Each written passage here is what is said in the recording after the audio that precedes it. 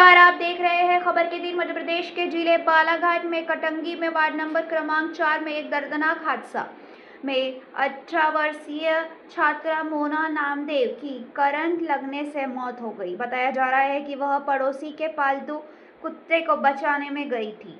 जैसे ही उसने कूलर के स्टैंड को छुआ, वह करंट की चपेट में आ गई। हादसे में कुत्ते की भी मौत हो गई। सूचना मिलते ही पुलिस मौके पर पहुंची, शव का पोस्टमार्टम कराकर मर्ग कायम किया और मामले की जांच शुरू कर दी। परिवार पर पहले से ही दुखों का पहाड़ टूटा हुआ था। अब इस हादसे ने सभी को झकझोर दिया है।